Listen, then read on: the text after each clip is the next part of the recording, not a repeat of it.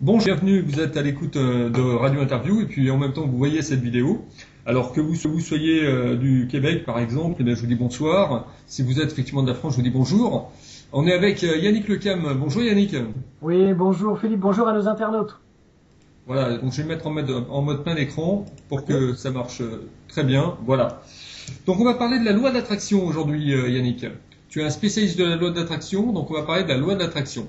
Alors je ne sais pas si je suis un spécialiste, en tout cas je suis un fervent convaincu et un adepte, on va dire, de cette méthode qui permet qui m'a permis de passer d'une pensée positive à une pensée réellement créatrice d'évolution dans ma vie.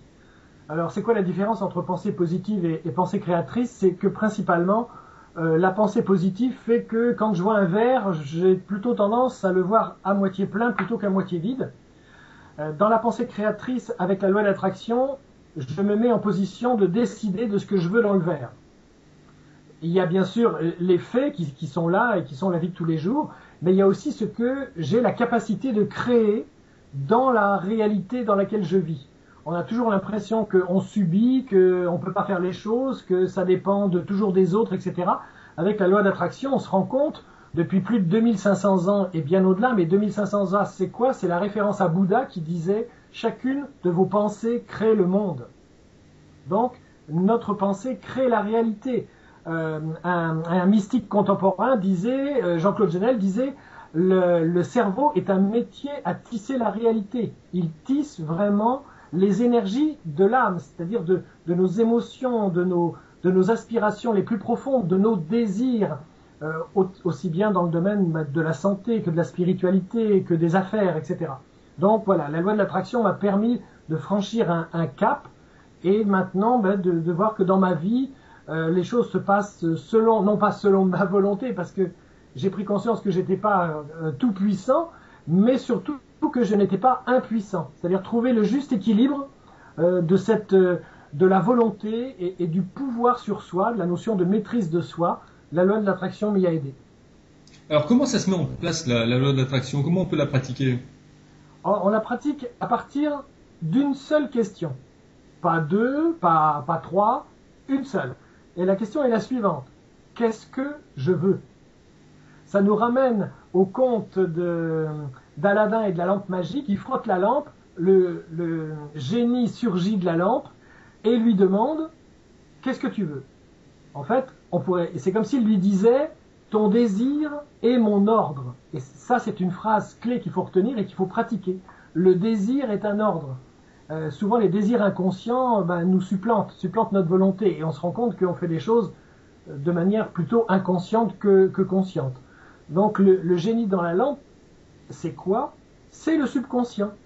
Hein, c'est ce que le docteur... j'ai oublié son nom, mince, désolé. Comment il s'appelait? Tant pis. La loi de l'attraction, c'est quelque chose qu'on peut mettre en pratique, tu l'as dit, de façon professionnelle. Ouais. On peut le mettre également dans le jeu. Alors, dans le jeu, effectivement, ça va intéresser pas mal de gens qui nous écoutent et qui nous voient. Comment on peut, je dirais, appliquer la loi de l'attraction, par exemple, si on veut gagner de l'argent et si on croit effectivement à un jeu de hasard? Ah, ça, c'est pratiquement une colle. En fait, gagner de l'argent, c'est pas une fin en soi. Donc, ce qui est intéressant dans la question que j'ai posée tout à l'heure, qu'est-ce que je veux? C'est le docteur Murphy. Voilà, docteur Murphy, un spécialiste effectivement du subconscient. Dans la question qu'est-ce que je veux, ça nous permet de raisonner en termes d'objectifs de fin et non pas en objectifs de moyens. Je veux avoir de l'argent, mais pourquoi faire?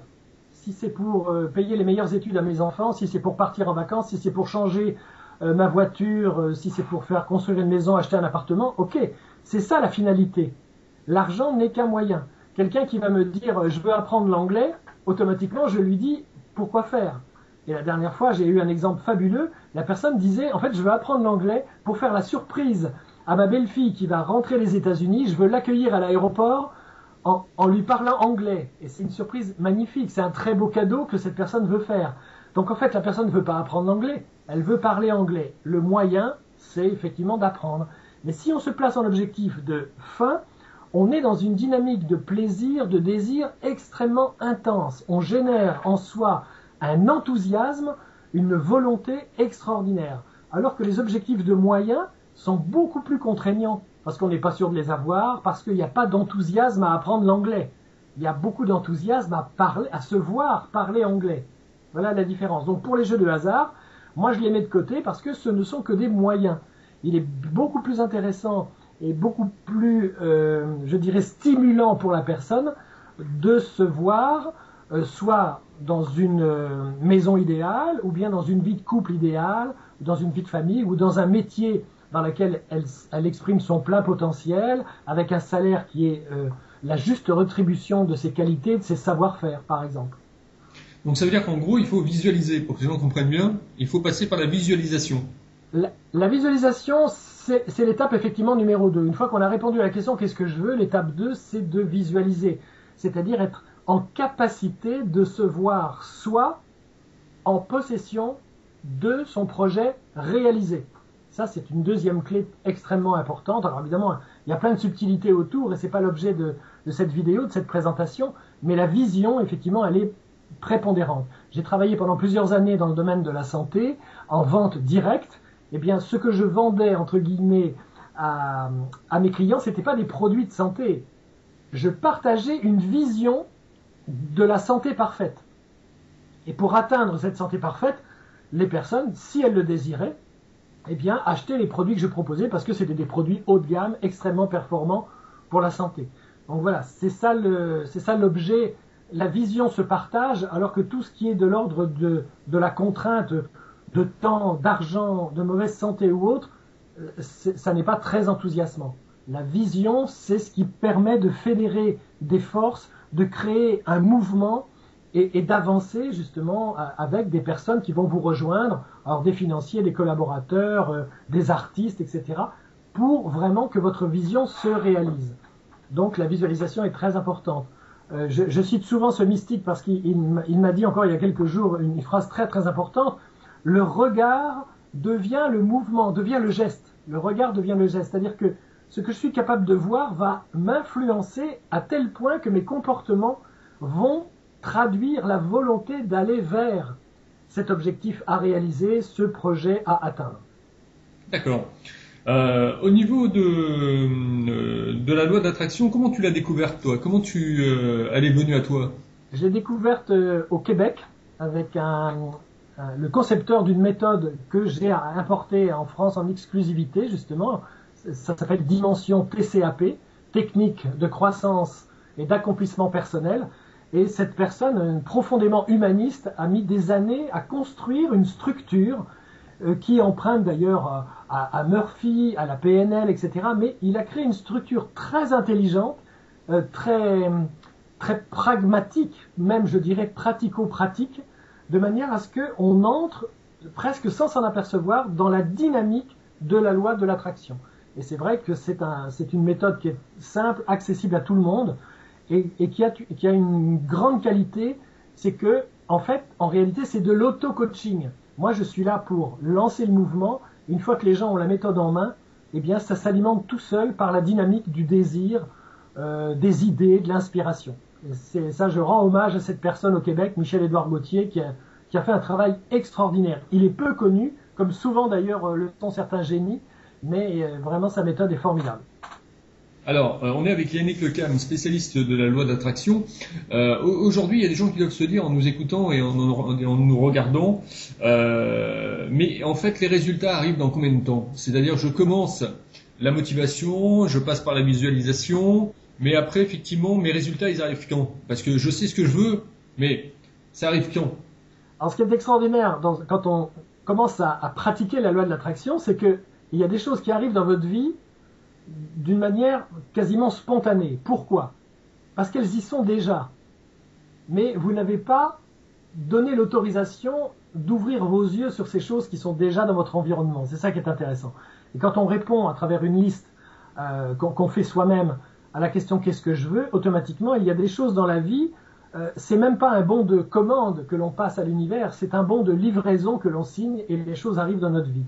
Pour certains projets, ça va demander un peu plus de maturité émotionnelle, ça va demander peut-être même un travail sur soi, ou parfois pour certaines personnes un accompagnement psychologique pour se débarrasser de certains fantômes du passé, pour pacifier le passé, parce qu'il faut être en paix avec le passé pour pouvoir vivre dans un présent qui prépare le futur.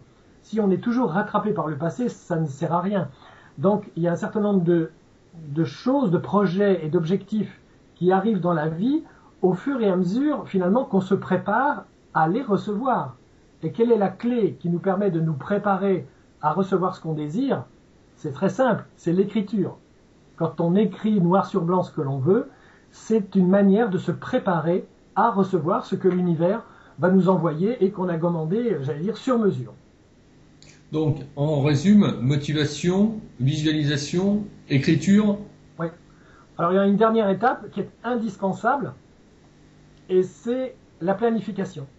C'est-à-dire que si c'est notre projet dépend de nous.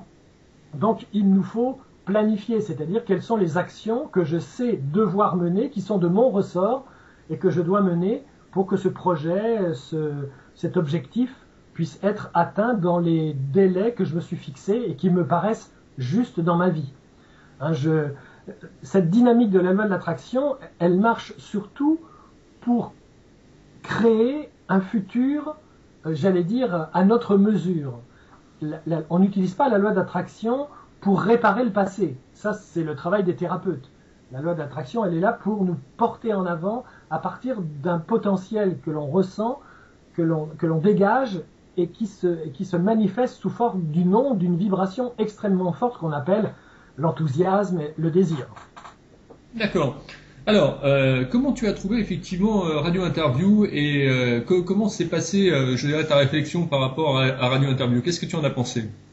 Quand j'ai découvert Radio Interview, je te l'ai dit en privé, Philippe, j'ai dit mince, c'est la radio que j'aurais voulu créer. Je trouve l'idée à la fois extrêmement simple, c'est pour ça que d'ailleurs que on la chope pas, on a souvent trop de choses dans la tête pour trouver des choses aussi simples que ça.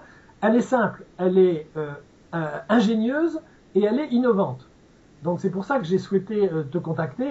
Je me suis dit j'ai envie de participer à cette aventure-là. Tu m'offres cette fenêtre vidéo internet et je vais moi la faire circuler dans mon réseau pour que de plus en plus de gens connaissent cette manière de communiquer, de partager des passions, de partager des métiers, de partager des réussites aussi. Tout à fait. Et dans tous ces métiers, dans toutes ces passions, on peut retrouver la loi de l'attraction et le besoin effectivement aussi de clarifier un petit peu ce qu'on fait. Je me rappelle d'un bouquin que j'avais lu de Léo Babauta qui s'appelait effectivement Aller à l'essentiel ou l'art d'aller à l'essentiel. On retrouve un peu le message dans ce que tu dis, quoi. Ah, tout à fait, oui. L'art d'aller à l'essentiel, à partir de cette question que j'évoquais tout à l'heure, qu'est-ce que je veux? C'est la question qui est très difficile à se poser parce que notre esprit, notre mental a tendance à turbiner sur des soucis, sur des problèmes, sur de la négativité, alors que quand on se pose la question qu'est-ce que je veux, il y a un phénomène de recentrage instantané qui se fait et qui est très exigeant. Il faut vraiment s'entraîner à se poser cette question. C'est comme un athlète qui fait de l'entraînement. Ben là, c'est une question de haut niveau. Elle paraît banale, elle paraît simple, mais c'est comme ton idée de radio interview. C'est pareil, ça paraît banal, mais il faut la mettre en place, il faut l'offrir. Maintenant, ça existe et ça permet de travailler dans les réseaux. Tout à fait. Si d'ailleurs vous aussi vous avez envie d'être interviewé et de passer donc devant la caméra avec votre webcam sur Skype et en même temps qu'on vous entende, eh bien vous pouvez me contacter sur Skype, donc Station Radio, c'est mon pseudo, tout se tient, tout est accroché. Donc je me ferai un plaisir effectivement de discuter avec vous et de faire connaître un peu ce que vous faites, donc que ce soit de la passion, que ce soit un métier. On va terminer avec un petit peu une journée type, Yannick. Donc, qu'est-ce qui se passe quand tu arrives le matin à ton bureau jusqu'au soir, effectivement, au moment où tu vas le quitter? Alors, c'est pas extraordinaire ce que je fais, mais c'est efficace. C'est ça qui m'enchante tous les jours, c'est qu'en fait, la veille de ma journée, je prépare une liste. Et le lendemain, qu'est-ce que je fais? Je fais ce que j'ai écrit sur ma liste et qui me paraît logique de suivre. Ça n'empêche pas les imprévus, les impondérables, bien évidemment. Mais il est beaucoup plus facile de gérer des imprévus quand on sait ce qu'on a à faire dans la journée. Ça évite de dire oui à tout ou bien non à tout si on est débordé. Quand on a une liste, on a devant soi une forme de structure. Après, en fonction de cette structure, on peut, si on a envie d'y échapper, on y échappe. Mais l'avantage, c'est que c'est un fil conducteur, c'est un fil rouge qui permet d'être efficace chaque jour et surtout de ne pas remettre au lendemain, moi j'ai connu la procrastination pendant des années, de ne pas remettre au lendemain des choses essentielles qui à un moment donné ne peuvent plus se faire. Ça m'est déjà arrivé à un moment donné d'avoir une date limite dépassée et voilà, j'ai raté des affaires, j'ai raté des vraies opportunités. Maintenant ça ne m'arrive plus et j'en suis tout à fait satisfait. Donc ma journée se déroule selon la liste que j'ai prévue et cette liste elle me permet d'être, j'allais dire, mentalement tranquille.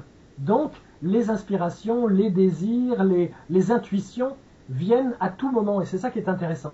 Alors que quand on n'a pas de liste et qu'on n'est pas organisé dans sa journée, qu'est-ce qui se passe? Finalement c'est un peu le bazar partout, on peut avoir des inspirations, mais le stress et les préoccupations de ce qu'on doit faire empêchent de recueillir les bonnes idées, les bonnes informations et d'être connecté au réseau des pensées supérieures, quoi. Alors, ce qu'il faut rappeler aussi, c'est que tu es formateur. Hein. Voilà, tu es formateur, tu fais donc de la formation présentielle. Voilà, exactement. Je fais par Skype, je le fais en groupe. Là, je pars en Suisse pour pouvoir faire ces formations. Elles durent pas très longtemps. Hein. C'est quand même une question environ d'une trentaine d'heures de formation maximum. Mais ça permet aux gens de disposer d'un outil extrêmement puissant et surtout très pédagogique. Vraiment, le mouvement qui est lancé ne s'arrête jamais. Il faut vraiment beaucoup de mauvaise volonté ou quasiment pas de motivation pour pas aller au bout de cette méthode. Moi, mon travail, c'est d'accompagner, c'est d'encourager, et avec tous les exemples que j'ai depuis un peu plus de 10 ans maintenant, et les milliers d'exemples très concrets de la vie quotidienne, des choses qui marchent, ça me permet vraiment d'encourager à juste titre les personnes. Alors pour les gens qui ont envie de suivre cette formation, comment elle se passe, comment elle se déroule et combien elle coûte? Alors c'est une formation d'ailleurs qui est prise dans le cadre du droit individuel à la formation, donc elle peut être prise en charge, ça c'est important. Il y a un numéro de formateur qui permet ça. C'est une formation qui coûte 600 €, donc avec le classeur pédagogique, les feuilles d'entraînement, enfin, et bien sûr tout l'accompagnement de coaching qui va avec un suivi. Donc c'est un prix qui est très raisonnable et en présentiel c'est ce prix-là. En individuel, on est plutôt sur des coûts qui vont de 700 € à 900 €. Il peut y avoir une formation en exclusivité. La personne vient en présentiel pendant 4 jours en intensif. Et ça, après, c'est d'autres prix. Mais on est sur des budgets de 600 € qui sont des budgets très, très raisonnables. Tu parlais de Skype également. Donc, si effectivement tu suis quelqu'un et que tu vas coacher quelqu'un effectivement par Skype, combien ça va lui coûter? Skype, c'est le prix de 750 €. D'accord. Qui est en général, pour ceux qui ont un DIF, en général, c'est pris entièrement en charge par le DIF. Donc ça, c'est vraiment formidable. Et ça dure une journée, ça dure 2 journées? Alors je le fais par session d'une par semaine, donc une session hebdomadaire, ça dure sur 2 mois. Donc c'est pour ça qu'il y a une notion de progressivité. L'intensif est intéressant aussi, mais que ce soit en groupe ou bien par Skype, il est important de dérouler le processus sur 2 mois à peu près pour que on commence à arroser les fleurs plutôt que les mauvaises herbes. C'est ça le travail de cette formation TCAP, c'est de commencer à orienter l'esprit sur ce qui doit croître, sur ce qui doit pousser, sur ce qui doit s'épanouir en nous, et non pas sur les blessures, sur les ratés, sur les échecs, etc. D'accord. Tu me donneras le lien effectivement de la formation de façon à le mettre pour nos amis entrepreneurs qui puissent effectivement se renseigner et voir de plus près à quoi ça ressemble.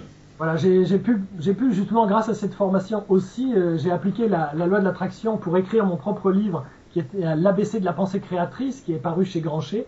Et je mets que tu m'as envoyé d'ailleurs, tu m'as envoyé. Ah oui, ok, tu l'as reçu en service de presse. Voilà. Je le montre à la caméra. Ok. Et donc c'est un livre qui parle des grandes lignes effectivement de la loi de l'attraction, de mon expérience et surtout de tout ce que j'ai récolté en exemples dans tous les domaines, le domaine des affaires, des arts, du sport, de la philosophie, etc. On voit que la loi d'attraction couvre tous les domaines de l'existence. Voilà, je crois qu'on a fait le tour effectivement sur la loi de l'attraction, du moins en petit clin d'œil. Oui. On voit un peu plus à quoi ça ressemble, comment ça fonctionne et comment on peut l'utiliser. Donc je vous remercie d'avoir été assidu effectivement à cette vidéo. Je vous rappelle que si vous aussi vous avez envie effectivement d'être interviewé, eh bien vous me contactez donc sur Station Radio, Skype, c'est mon pseudo, Station Radio, et je me ferai un plaisir effectivement de vous donner la parole. Merci Yannick. Merci beaucoup Philippe, merci de votre confiance et longue vie à Radio Station Interview. Voilà, Radio Interview. Radio Interview. C'est cela. Station Interview. Merci à toi. Ne quitte pas, je te retrouve en antenne. Ok. Voilà, merci d'avoir suivi cette interview et je vous dis à très bientôt.